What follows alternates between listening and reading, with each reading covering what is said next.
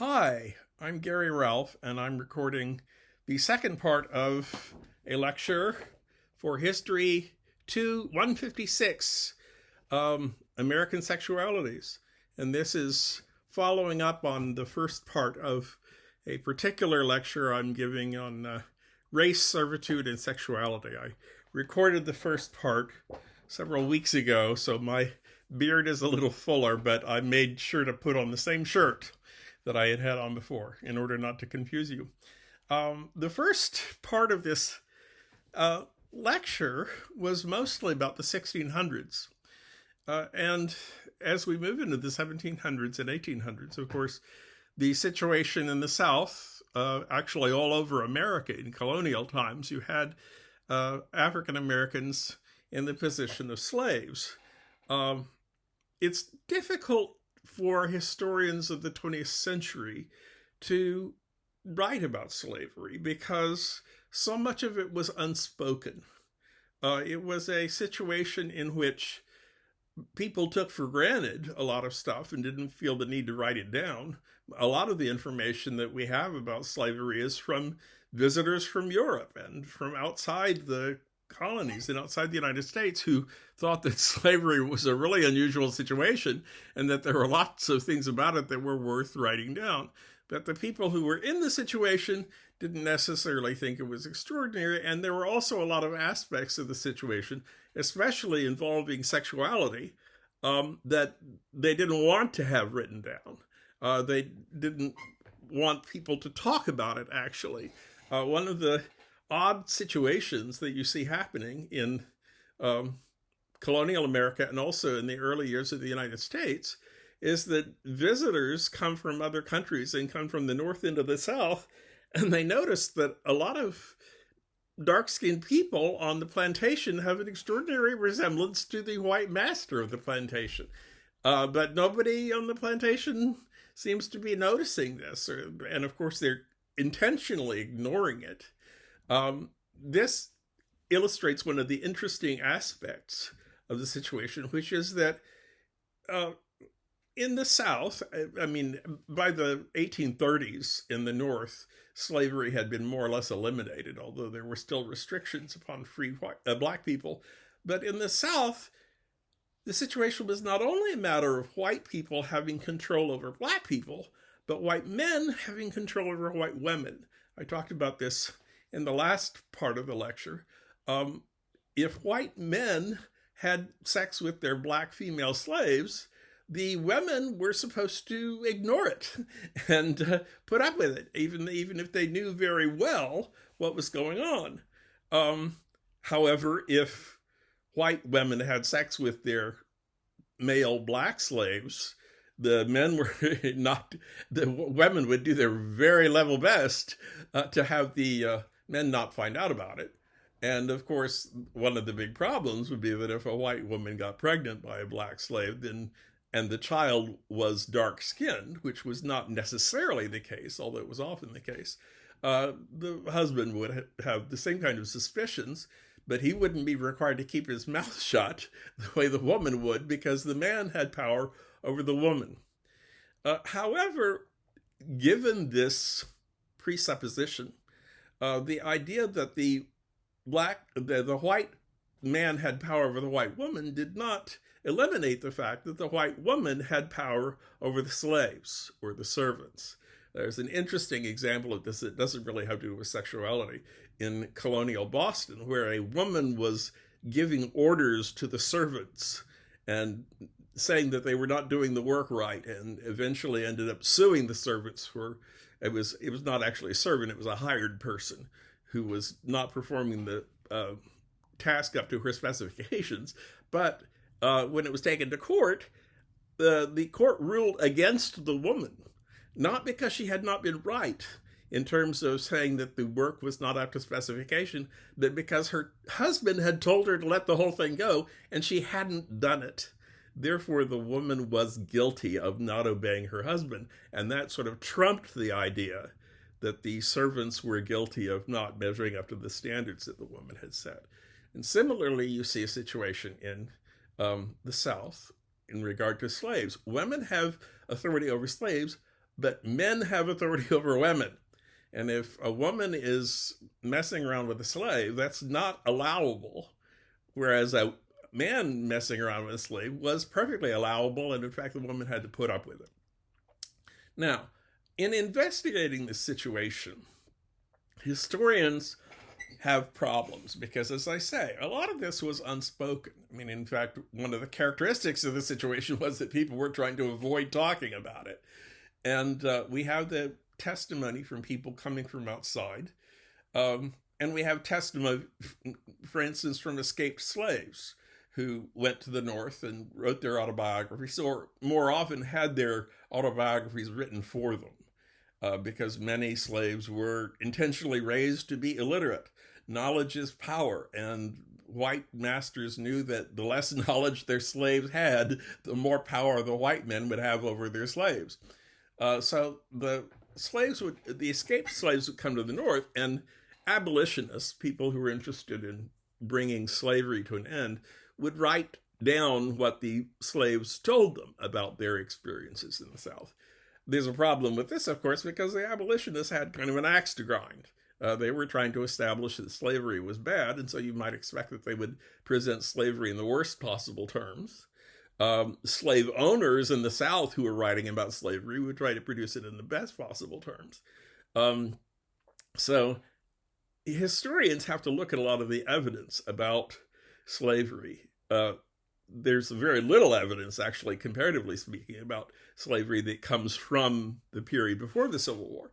There's evidence afterwards. Former slaves were being interviewed about their experiences, but very often those interviews are being done decades after the end of slavery. I mean, some of them are being done in the 1930s, when the only people who were still alive were people who were young children when slavery still existed. But there's an interesting exception. Well, my first chart emphasizes the fact that we have to look at the evidence, partly in terms of where it's coming from, who it is that's talking, and what particular bias they might have in terms of looking at the situation and describing it. But during the war, after the Union Army had succeeded in taking over part of the territory that the Confederacy had claimed for itself, they began to prepare for the possibility that slavery would come to an end, and then you would have a lot of free former slaves who were really going to be kind of at loose ends, because they didn't have property of their own, they didn't have jobs of their own because they'd been working as slaves on plantations, and something had to be done to prepare for this situation where they would be free people. In 1863, the Northern government, the Union government, established something called the American Freedmen's Inquiry Commission, which interviewed white people and black escaped slaves. Mostly men, although there was one black woman who testified before the commission. And the ultimate result of this was the establishment of something known as the Freedmen's Bureau, which existed for several years after the Civil War and was responsible for educating former slaves who had had no opportunity to be educated, trying to provide them with a way of making a living. The Freedmen's Bureau was brought to an end ultimately, as was the whole process of what was known as Reconstruction, because there was so much pressure from Southerners who didn't want to have this happen. Reconstruction was basically an attempt to literally reconstruct the minds of Southerners so that they wouldn't be making it so difficult for freed slaves to have a good life. Of course, the objection of the former slave owners was that it had not only been an economic proposition for them to own slaves, but it had also involved a social situation. The white people in the South had been exercising control over the black people, and they had justified that control by saying that black people were inferior and that white people were superior. And although slavery came to an end, that didn't mean that the attitudes of white people came to an end. White people wanted to continue to maintain their attitude of superiority and wanted to continue to maintain their authority and control over black people. They didn't anymore have the legal means of treating the black people as slaves, but they wanted to be able to establish other kinds of control.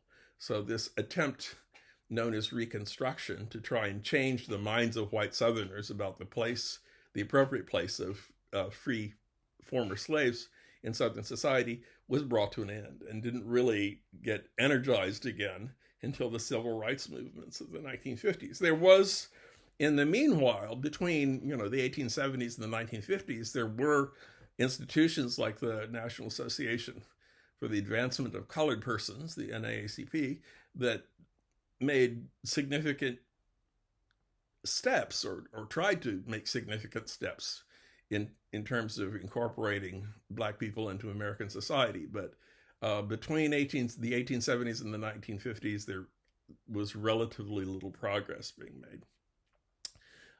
But to get back to the interviews that the Commission about Freedmen conducted, these are interesting interviews because, for one thing, they are verbatim. They were conducted in a situation like a courtroom situation, where the things that people said were taken down word by word, the way they are when somebody's giving a testimony in court. So although, of course, the people who are talking may have had personal bias, there is no question of somebody going back afterwards and saying, oh, well, I said that, but I don't really want anybody to know that that's what I think, and so I'm going to take it out. This kind of stuff was not happening. When the transcripts of the testimony were actually published, indeed, there were things taken out and ideas that were suppressed. But what we have today to study, thank goodness, are the actual transcripts of the testimony.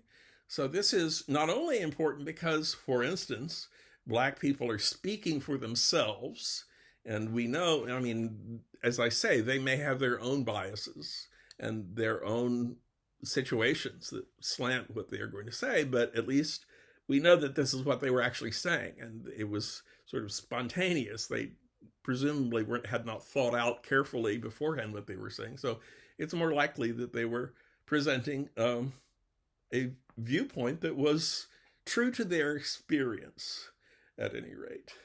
And another thing that's important about this testimony is that it happens fairly close to the last years of slavery.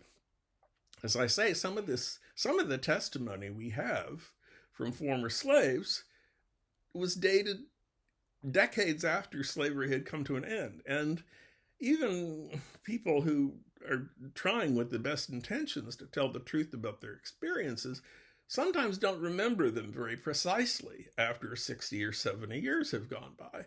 So this testimony from people who had been slaves just a few years before is for historians more dependable, and as a result more interesting, and as evidence it can be used more accurately.